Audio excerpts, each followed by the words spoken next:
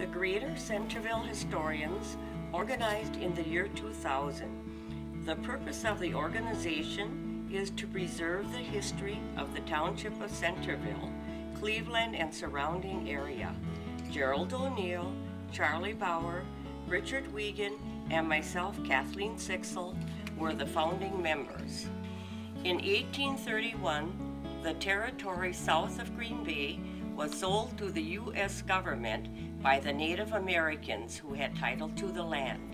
The consideration was the promise of a reservation in another state.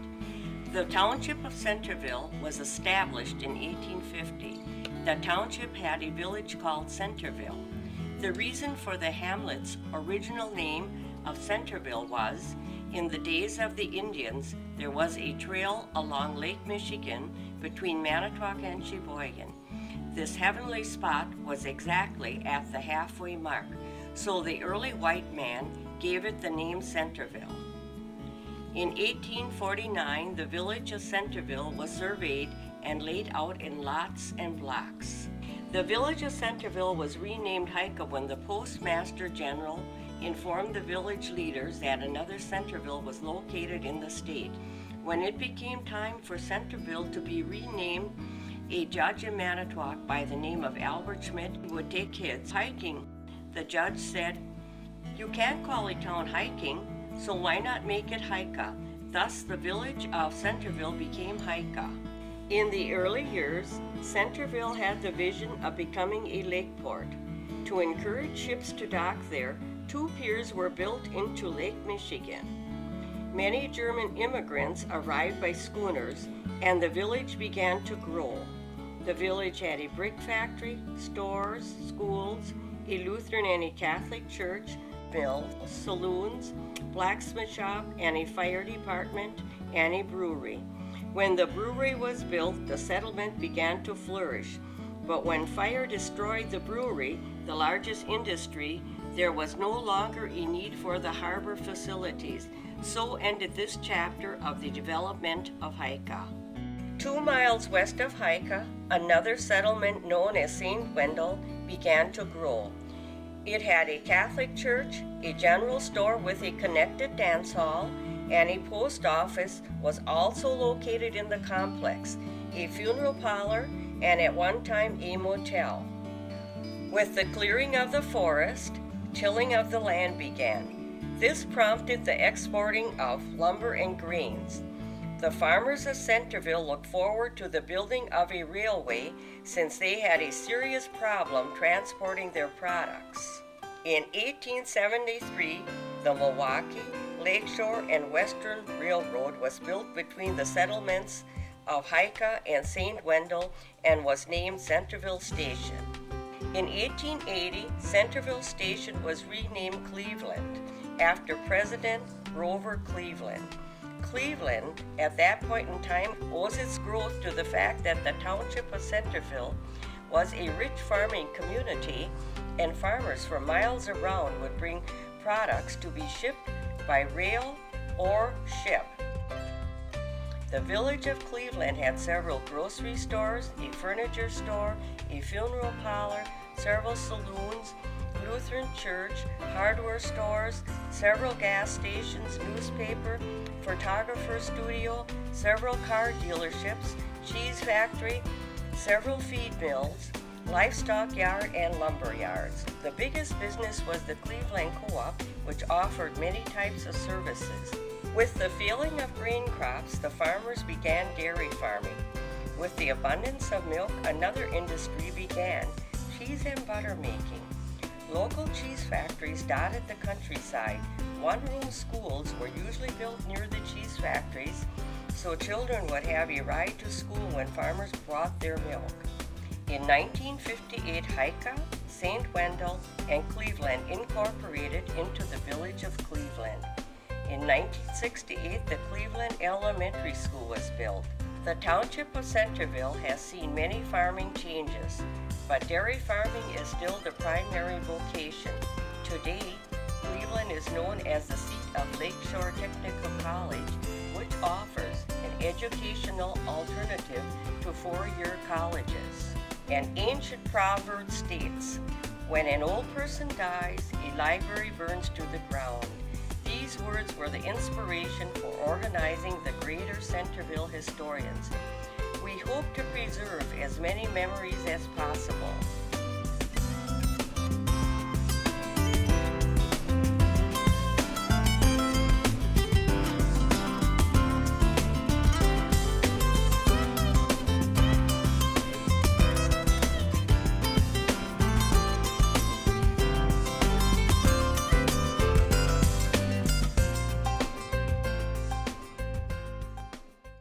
Here in Cleveland, Wisconsin, and I've got two people here who have some memories of this place, and they can introduce themselves and indicate a little bit what we're up to today. Go right ahead.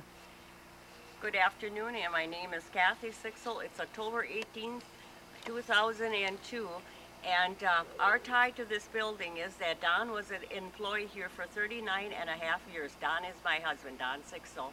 And he was general manager for 15 years. And this is my son Tom, and he will explain about the buildings. Okay. Go right ahead, sir. Tom Sixel, yes.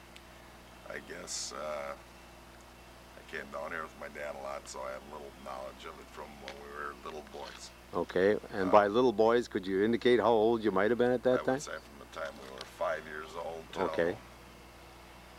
I guess business is pretty much deceased here. Okay. So I have some knowledge of what happened down here, I guess. Okay.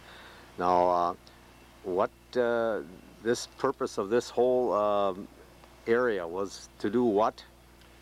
It supplied dairy farmers in the area, I guess any type of farmer with any commodities that they needed.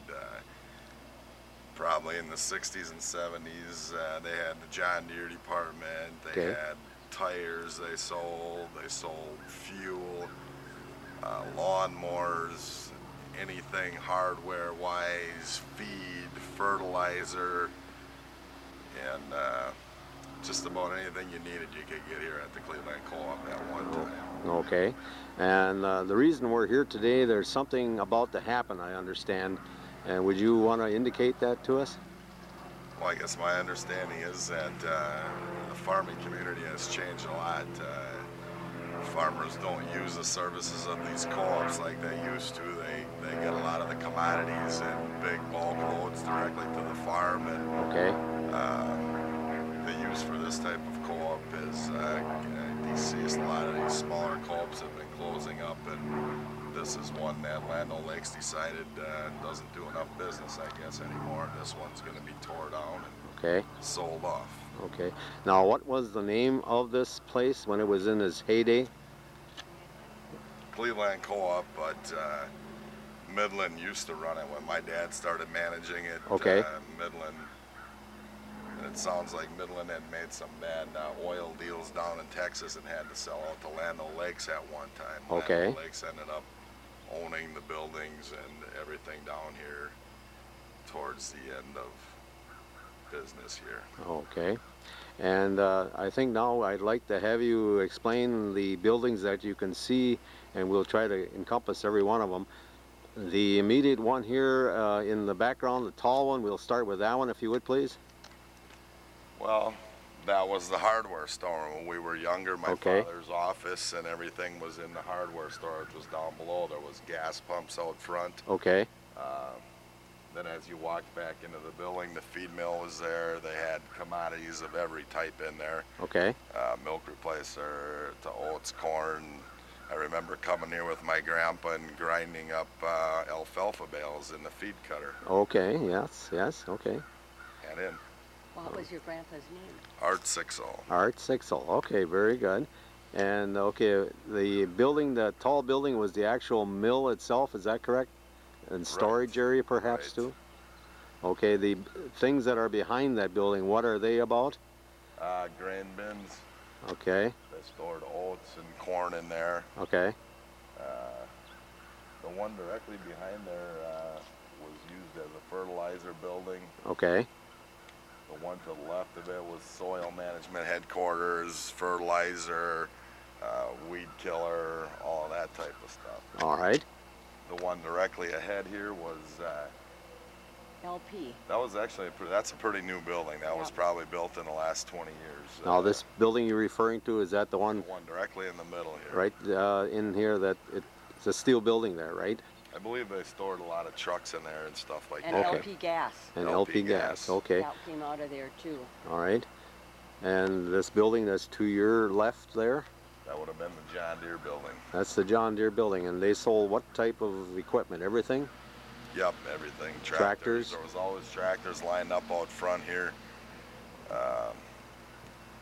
The lawnmowers and stuff, they sold two different types of lawnmowers. Well, John Deere sold lawnmowers, I think, until the John Deere department moved out of here. But this building over here used to house Boland's lawnmowers. And okay, we will get to that. There, I see some small buildings down the way there. Is that anything related to this area? I think they stored trucks in there and tires, and it was pretty much storage. That one back over there. Okay, are you looking at that? Not that trailer there, Jerry. You're looking at that other little. He's looking at that gray one. The little gray one there, yes. Gray with that white siding on it. Okay. And we have another building here. Is this part of the area also? Right. I remember going in here and getting out oil when my dad would come down here to change his oil in the car, and always a lot of tires in there, and just basically storage in there. Okay, very good. In that building. Kathy would like to say a few words on this one.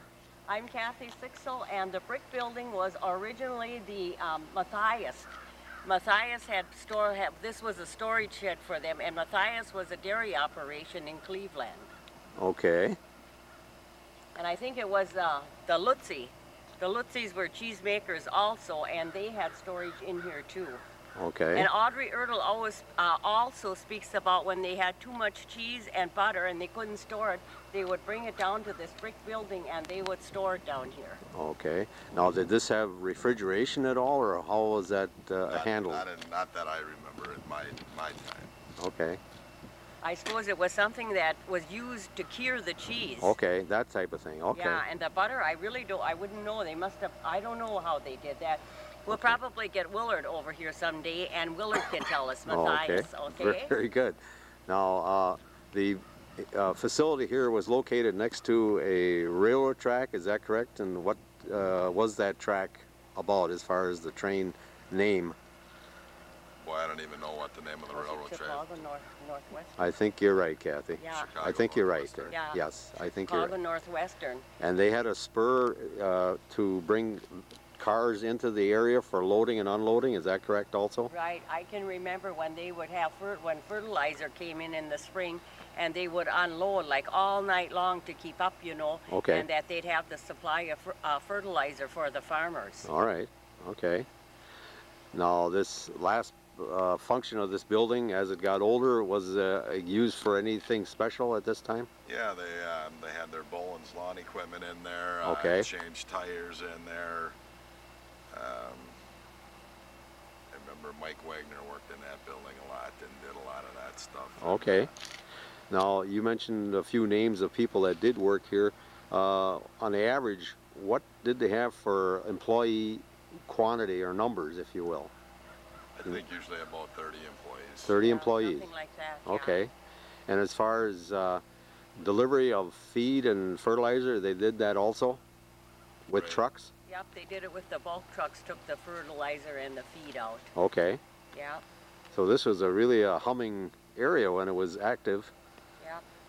My dad put his life and soul into this. I bet he did. I bet he did. With that many years? Operation. Yes. And at the time that Don was general manager, yes. There was a profit at all times.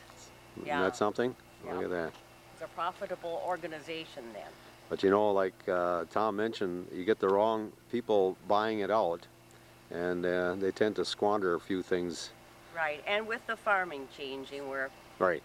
Yeah, and being so close to the lake, you lose one side of your clientele. That's right. You got a three-sided situation here. Right, right. Okay, all right. Did they provide any like equipment for snow plowing around the village at all, or anything like that? I don't know if they did. Yeah. They did? Yep, they did. They used to plow the churchyard. Okay. Yeah, St. John, St. Peter Church, they would come, and I know Don had to go down, and he would have to plow the churchyard. Okay, very good. I thank you very much. That was very good. They might have had a big snowblower behind a big John Deere tractor at one time. Okay. Okay. I think we'll do some internal investigation at this point. Okay, we could talk about that building. When that building... He's got a little bit more history information on this area. Go right ahead, Kathy. In the beginning years, like Clarence Culp's office and Don's office were located in the little store that was there, the hardware store. Okay. And once they pulled up the John Deere building, then the main office and Howard Vogel's office and Don and the staff was all over on this side. Okay. Right in the front of the building, and the bookkeepers were Audrey Ertl and Betty Groupie at that time. Okay.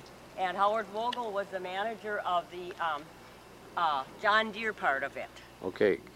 That was very good information. Now, can you kind of walk through that one more time? Okay, starting with what? Anywhere you want to start, like the people's names? the people's names. Say like when Don was at the beginning here, maybe like 15 years ago. Can you kind of go back that far? Yeah, it's 25 years ago already. Okay.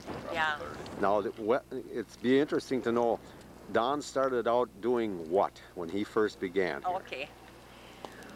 When I'm Kathy Sixel, and when Don began working at the co-op, he had just come out of the service. Okay. And he started as a mill worker.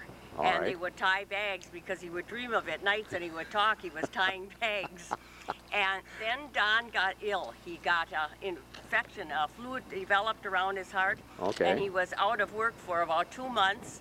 And when he came back, he couldn't take the cold air, so he started to work in the hardware store. Okay. Very good. Okay. And who are the people that worked with him in the hardware store, as far as other people in the area there? Anybody you can remember? That's in the early days. Roman Koenig worked here. Okay. The mechanic was very handy in the hardware store. All right. That's His great. son Mike was very good in the parts department and the John Deere department. Good. Eugene Moiser, Eddie Free was a mechanic. Okay. Buster Klessig was ran mill. the mill, kind of. Dennis Rathel worked in the mill. Okay. Joe Koenig worked in the store. Okay. John Sudbrink. There was What was the last name you mentioned, Tom? John Sudbrink Okay. ran the fertilizer department. Was there a Larry Kieslars here too? at Yeah, one Larry time? Kieslars Was a was salesman salesman. for the He was a John salesman. All right. Okay. Yeah. Any other salesmen that worked here? Deere. Larry Vandeloo worked here for a while. Okay. Very good. And that Escher. Fritz, Escher? what was Fritz Fritz? Bitter. Fritz Bitter was one of the mechanics. Jim Kugel was one of the mechanics. Okay. What was that? Butch's name. There was a guy named Butch. That was one of the mechanics. Well, you were doing fine. Just keep it up. Okay. Now, as far as Larry Fisher worked in the mill with Buster. Kind of, I think, took the mill over at one time. Jim Plagaman worked in the mill. okay. Kay Albrecht worked here. Richard Lutzy. Wow. Who else were people that worked here? Mike, like I said, Mike Hinnick did a lot of A lot work of that. over here in the Bolins department. Okay. Now we'll go into the segment here. Okay, Kathy, go right ahead. I have one more thing that I'd like to add, that Richard Lutzy went into the farming. He got a degree into farming or agriculture. Yes. And he was influenced by Donald, and that's why he went into that field, because Okay. he followed sort of in his footsteps. Well, wonderful. Okay, well then, speaking of Don, now when they moved the office to this building over here, who was the people they worked with there? You mentioned a few names, like it was still Betty Groupie and Audrey Ertl. Okay. Yeah, they were the two bookkeepers. And at one time there was Dorothy Boney was a bookkeeper, and Doreen Gerke was a bookkeeper also in the Okay. earlier years. Now- And Elster Coop was also a bookkeeper. What was that first name of that culp? Clarence. Clarence, okay. was the general manager, and then Don followed him, and then Okay. his wife Esther was a bookkeeper too, and also worked here. Okay. Now you mentioned some Vogels or something that worked here. Is that correct? Howard. Did there? Anybody else now? I know you talked about those names that were in that building to my left here. Anyone else that you can remember? What with Dave Nelson also? He was. Dave Nelson was He went out and for the feed. figured out rations for the farmers. Okay, all right. Worked here for a while. Okay, very good. Okay, well, I know you've got quite a few there, so if you think of any more, we'll put those in too. We'll put them in there. Okay. There was a Wagner, another Wagner. What was his name? First name? I can't think of his first name. Oh, I know Jeff Rust worked here too, right? Yeah, that a bad Okay. accident with Larry Vanderwood. I'm not sure about that. That might have been Yeah, he was after at Dad's my time. retirement party. Now, I'm going to ask about something in the background, that tall building, and on the front of that building here, there must have been some names that were written there, or which are now not there at this time, but can you recall what it really said up there? It was like Cleveland Co-op or something like that? At one time, it used to say Midland Cooperative, and that was when I think the co-op was in its heyday. Okay, It seems like once Lando Lakes got in here, it just seemed to downsize a lot of these smaller operations. ah yes. The last thing that it said on there was East Central Cooperative. East Central Cooperative. Yeah. Okay, but it started out with Cleveland Cooperative? ECCA. Say it again, please. ECCA, East Central Cooperative Association. Okay, very good. Is that what it was? That's what it was, right? Okay. Then it was. What was? Yeah, but what was the next name? Now it's Country Horizons, and then after, East Central Cooperative, right? Yeah, and now the name. That's the one that's on there Yeah. now. Okay, very good. Okay, I think now we can venture into the inner buildings a little bit and go over a few things in there. Thank you very much. Tom here, and he's going to indicate a little bit more information to us. Go right ahead, Tom. This area here is where the farmers came into the co-op. Okay. And I guess in the old days what you did was you loaded up the feed on the back of your pickup truck and then you backed into the area over here Okay, I'll follow you there, Tom. where these pipes run through the ground and this dumping station over here. All right. And then the feed would get augered into the building. Okay. Oh, okay. Get run into the mixer, whatever if you were getting your stuff ground up or cut up or whatever you were going to have done with your feed. Okay. So it would run into the building, All right. go into a mixer, it would get mixed up, and then there used to be a chute that came out down on the other end. So when you got done dumping your stuff off over here, Okay. you went down to the next bay, backed in there, and there was a chute that came out, and Buster would be in the inside tying up the bags. Okay. You would stand on your truck and you would load your feed up until you got your load, and then you would head out and the next guy would come in. Very good. Okay. So, Very good. And then, Tom, how did it work with the bulk trucks after a while? and then you could also get your bulk feed after things started to progress. Yeah. Farmers didn't use their pickups as much anymore. Okay. So then the bulk feed, you would back the bulk truck in. Yes. The bulk feed would load into the truck. The driver would take it out to the farmer's Okay. yard and run it into his feed bin Okay. right at his yard. Very good. Thank you. Very service orientated. Everybody Okay. here tried to go out of their way to try and make the customer very happy, and that's what it was about. Okay. Very good. It worked out great. And that's the basis to build everything on, really. Exactly, and then the service was great down here, so Very good. they did a nice job for the community. Thank you. Got Tom here, and he can explain a couple other things for us. Right ahead, Tom. Okay, back in the 70s, before the offices got moved across to the John Deere department, this is where all the business decisions were made. Okay. You came in the door here, there was two ways to get in. There was this side door over here, and the door directly behind the chair. The counter used to be up here. Okay. Used to be a candy tray up here. There used to be a refrigerator over here where people could get soda out and stuff. I remember that because when Grandpa brought us down here, we always got that stuff over here. Okay. My dad used to have a pocket knife thing set up over here. A lot of the area kids came in here to buy pocket knives on the co-op. Okay. I think at one time we were discussing that this building got made a little bigger. I think it may have been office spaces back over here, some type of room.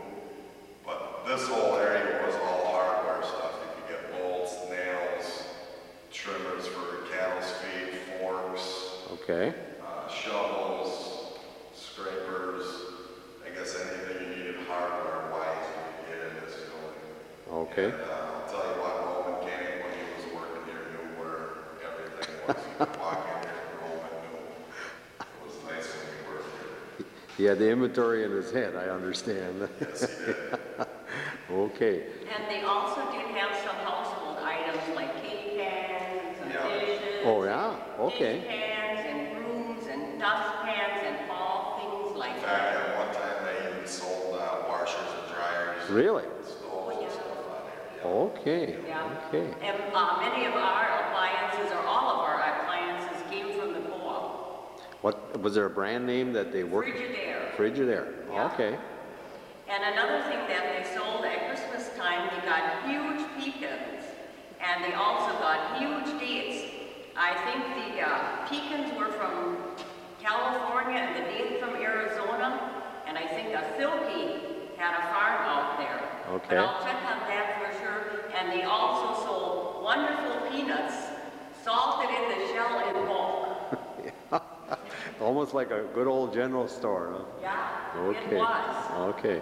Now, Kathy, you were pointing out a moment ago that there was a room back there that you'd like to show us. Yeah, this was Donald's office. Okay. And Clarence Hope's too. Okay. I'll follow you right in. I'll keep going.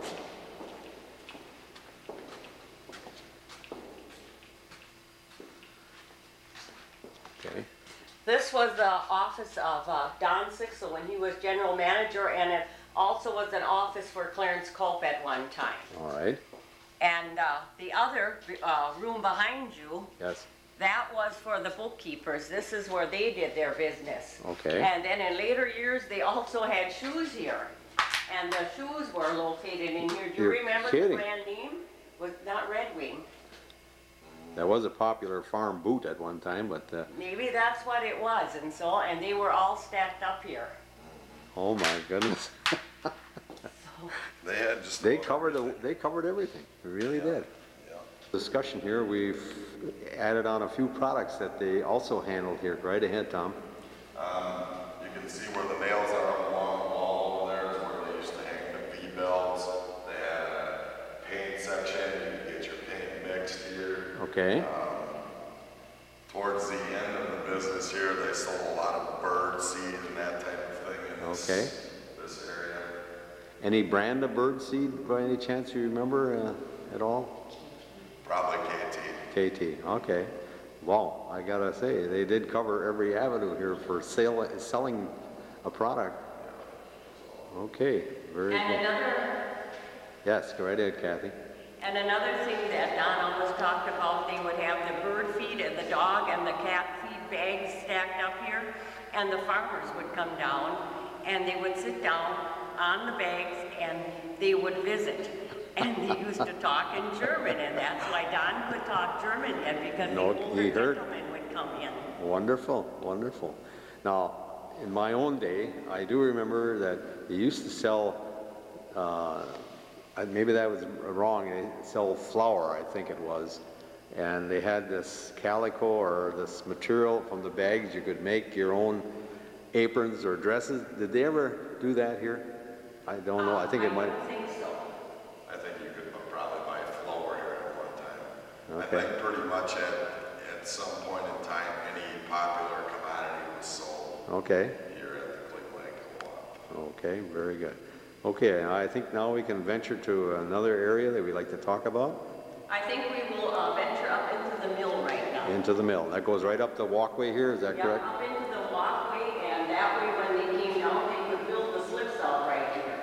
What was that again, Kathy? They would build the slips out right here, where Oh. the counter used to be. Okay, very good.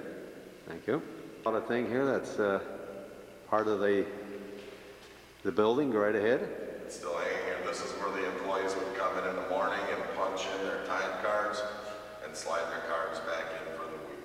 Okay, very good. And at one time, they must have allowed the employees to take showers here because there's a shower in this old bathroom. Oh, okay, well, that could be possible. Could So be I don't possible. remember that ever happening in my time, so that was probably more in the 40s and 50s type of things. Okay. Very good. I'm sure there's someone with that information. Thank you, Tom. And you can see on the windows Yes. is the security system.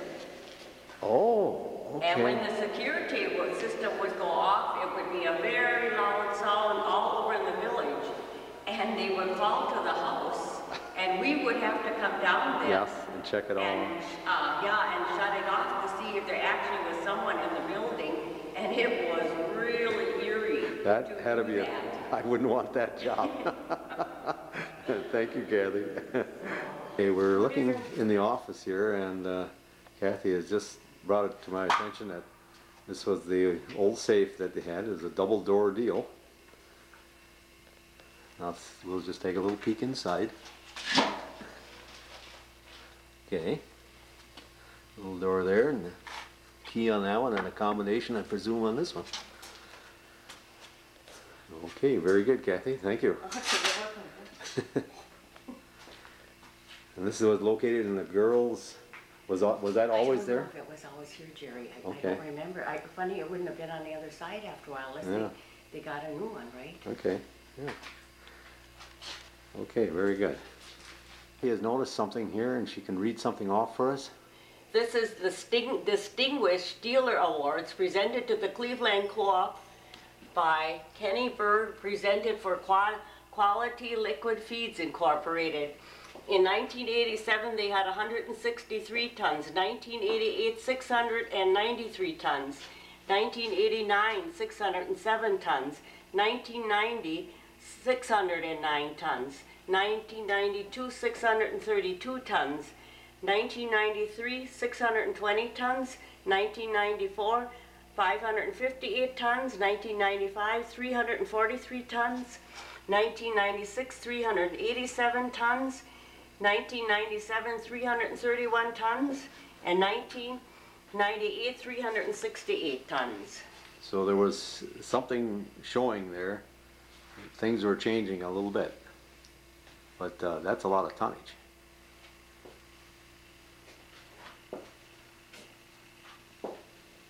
You're located somewhere, and maybe you can indicate where we are at this time. We've just walked into the old feed mill.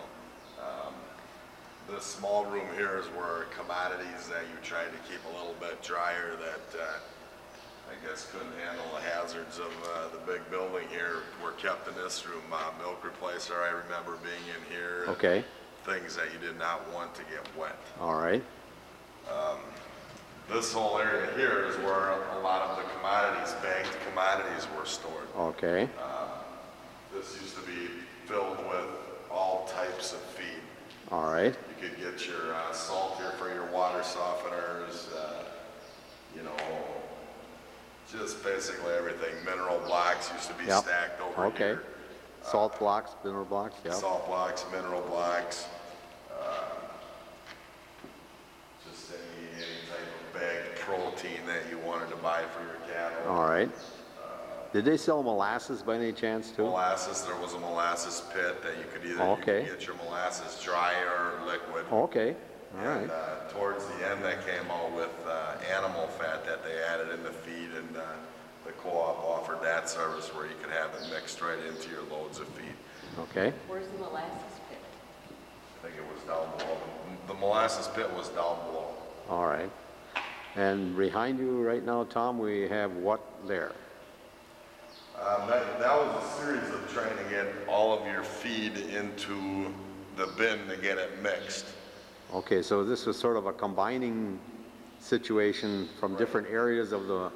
You'd have your big feed mixer, Yep. and the elevators would run either stuff up to the bins, and when you wanted to get stuff out, you opened the hatch and it ran into the bin, and then everything would mix up so that the farmer could get, if he wanted corn, protein, oats, liquid fat and molasses in his feed, he could get the mix that he wanted. Okay. That was Dave Nelson's job to determine what the farmer's alfalfa protein value was and how much feed value it had, and then the co-op would mix up your feed to get the most milk out of the cow. Okay, set up a ration and the whole thing. Set up the ration and get everything to work together. You know, the farmers had their own corn silage and alfalfa, and the co-op provided everything else that the cow needed to get the most production out of your animals. Now I know there's an area that seems to be evacuated out of there. Was that a machine in those areas, like a mixing type equipment? Well, I remember the big mixer being back over on the other side of all of these pipes here. Okay. I can't remember exactly where everything was located. I know that in the old days when we came down with Grandpa and you wanted to have some high quality alfalfa cut up and mixed into your pig feed, yeah, that cutter was outside. Oh, okay. Then it had an elevator that ran into the building and ended up getting augured into the feed bin. Okay. So I have a question in regard, I know it's a tough building to do. Was there heat provided in here? I remember that it was very cold in here. Yes, okay. So these guys were working hard out there in this building. They're grabbing 100-pound bags of feed, you know, yes. and loading up trucks, and you know, everybody was always on the go in here, so it didn't have to be real warm in here. Right. I think if you know, you got your extremely cold weather, they probably got a NIPCO heater in here and kind of warmed it up a little bit for the guys. Okay. But okay. on those cold days, they probably spent some time down in the office. Warmed up a tad. Down there. Yeah, okay, very good. Thank you. Here, and he's going to try to run some of this equipment, but I guess it won't respond too well. No, I think this stuff has seen its best day. Okay. But here you can see where you had levers if you wanted to run in, let's say, 500 pounds of oats. Okay. The scale was over there, weighed your oats as you wanted to put it into the mixer, so that when Dave came through with his ration, yes, he knew he had to put in 1,000 pounds of corn, 500 pounds of oats. Okay. You know, a couple hundred pounds of soybean meal. All right. This is where everything was run into to accomplish that task. Okay. And then Buster would bag it up and put it on the conveyor, and the farmer would load it on his truck. Or it would get run over. What's upstairs? That's where all the system is All for that this stuff. all that That's stuff. where the bins ran Bins, up, huh? and then when you wanted to get the stuff out. So actually, this was elevated up to the higher levels. Right. From either train cars or whatever, or from the farmer. Train car, feed truck, you know, farmers would bring their feed in here and get it dried at one time. Okay. Or have it dried and then bring it down here and store it for the year. There was a cost per bushel to store your oats or corn in the big bins. And then the co-op would use all the stuff during the year. If the farmer wanted to sell it, he could sell it. Sure. If he wanted to keep it in storage for his own feed and use it, it was already down here. Okay. He didn't have to load it on his truck out of the granary at home. Okay. See, in the old days, everybody had their own granary at home. That's right. As years went by, they made things easier, bringing right down here. Instead of handling it twice, it was down here, and you could get your stuff mixed up and very good. Get your weekly feed for your cattle. Could we just take a note of what's on those handles? I think there's some markings as to what they represented. Well, this would have been 38% protein. Okay. Oats. All right. Corn. Okay. Soybean meal. Okay. Soybean plus. Okay. And soybean meal again. All right. Okay, very good. Soybean meal was a lot cheaper source of protein than getting a pre-mixed Land O'Lakes type 38% protein. So some guys use that depending on how they wanted to run their operation. Okay, thank you. You're welcome. Out of the east door, I'm guessing here, is that correct, Tom? Right. Okay, and this is where some things happened to fill the mill up with a few things also?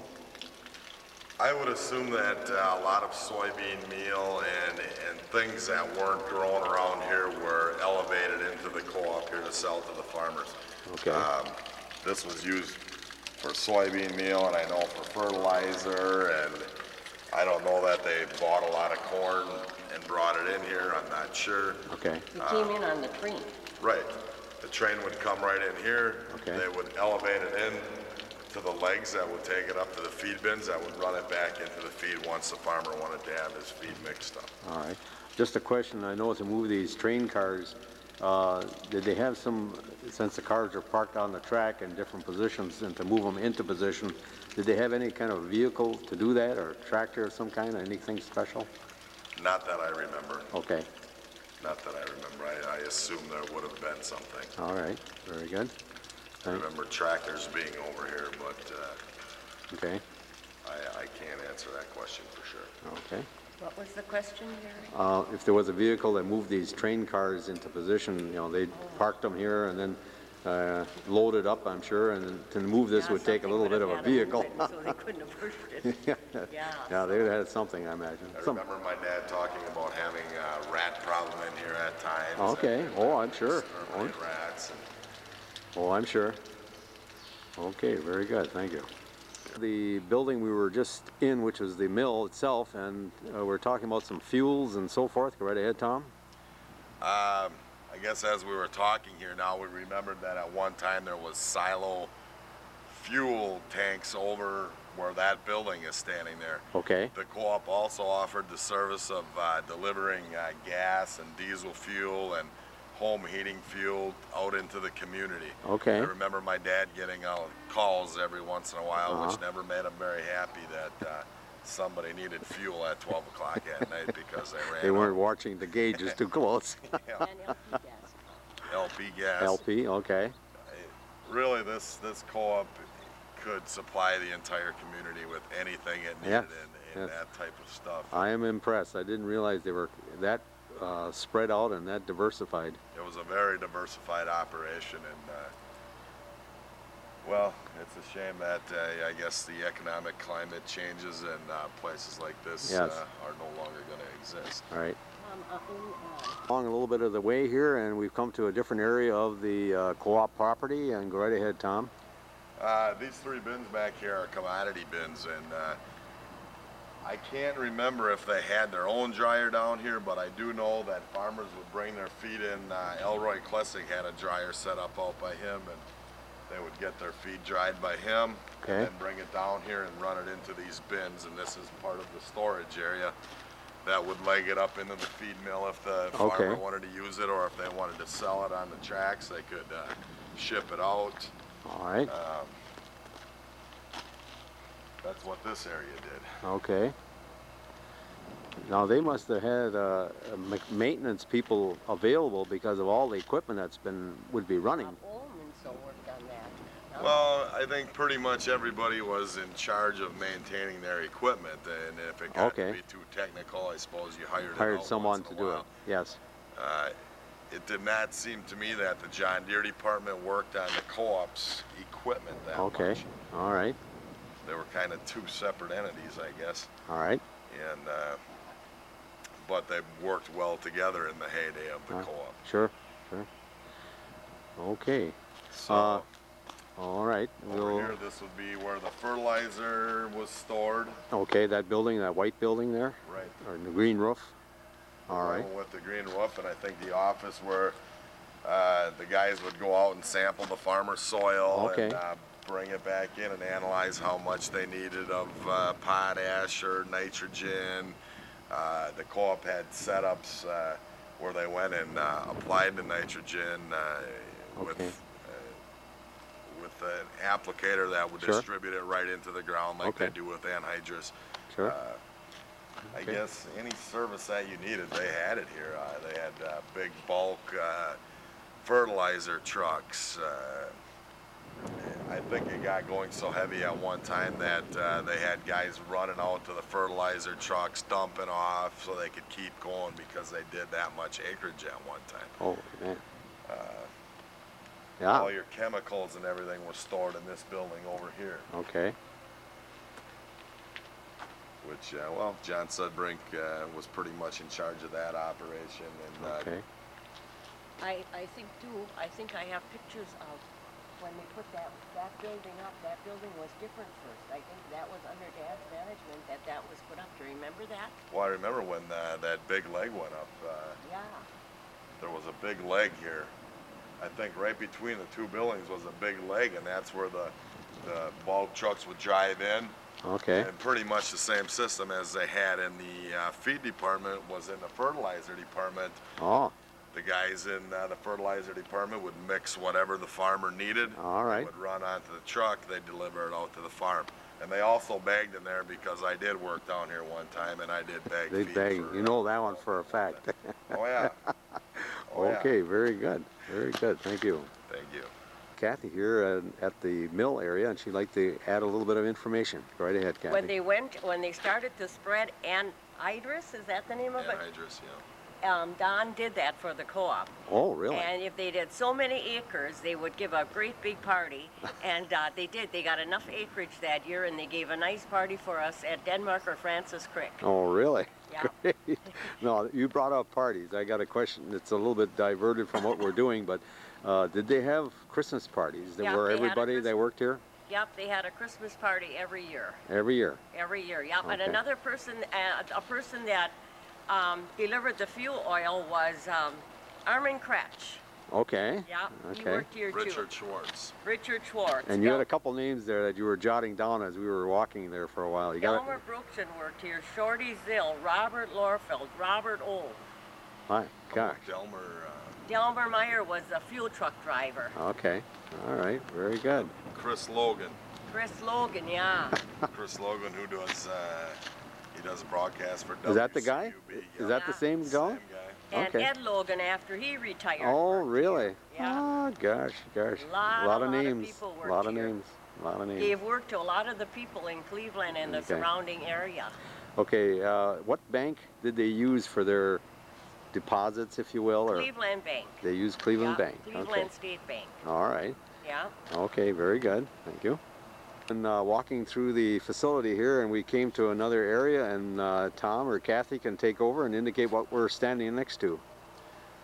This is the scale. This is where the farmers could bring down their commodities, and let's say you had a load of hay that you wanted to weigh. I remember doing that here, or you brought in a load of corn that you wanted to weigh before you ran it into the All right.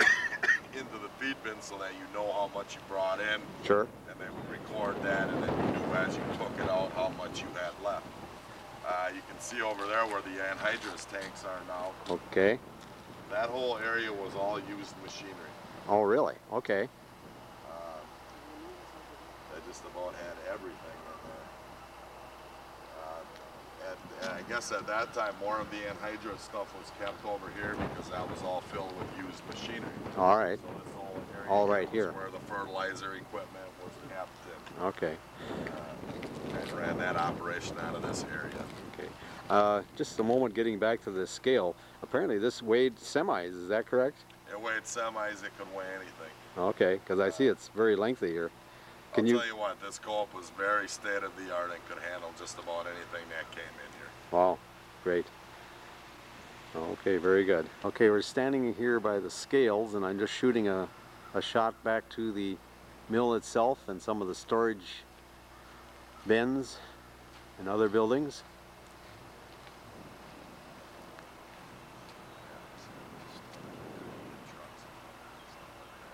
I'm talking to Kathy here and taking a tour, but she has come upon a thought that she remembered about some ice storm. Maybe you can relate that.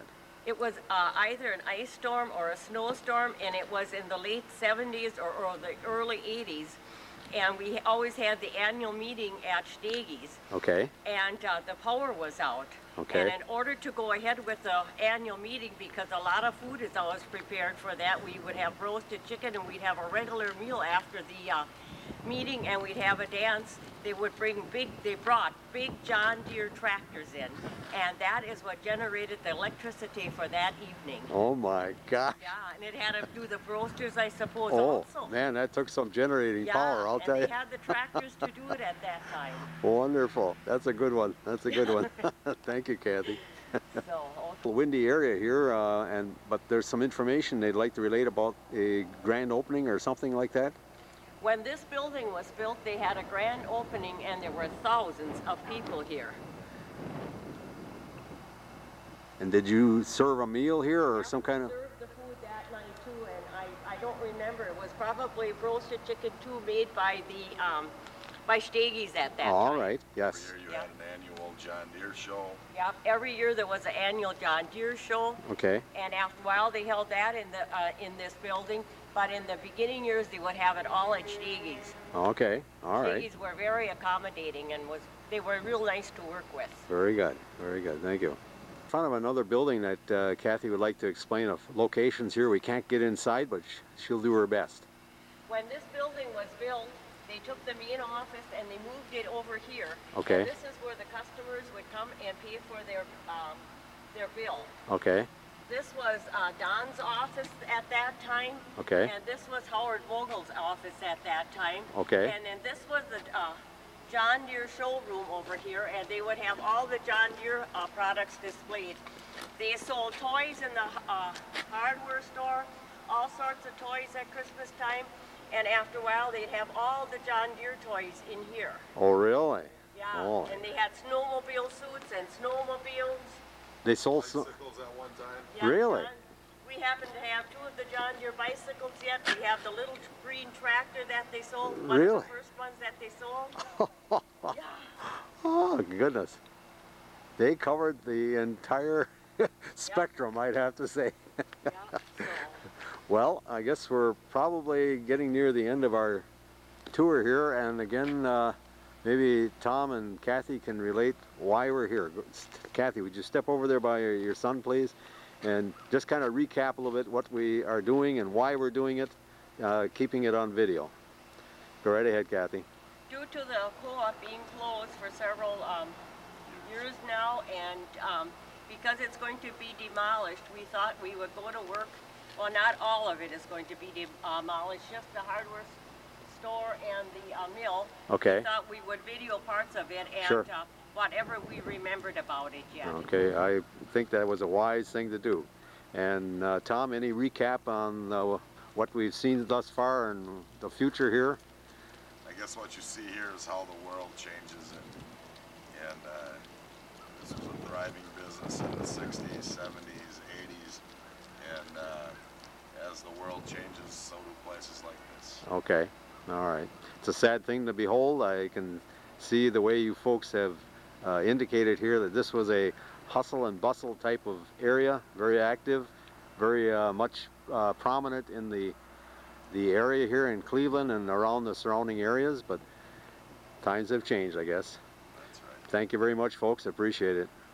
Yes, Kathy, go right ahead. And I also think it would be nice to thank all the farmers for all the patronage that they did for the years that Don worked here, for the 39 and a half years. Wow, great. Thank you very much.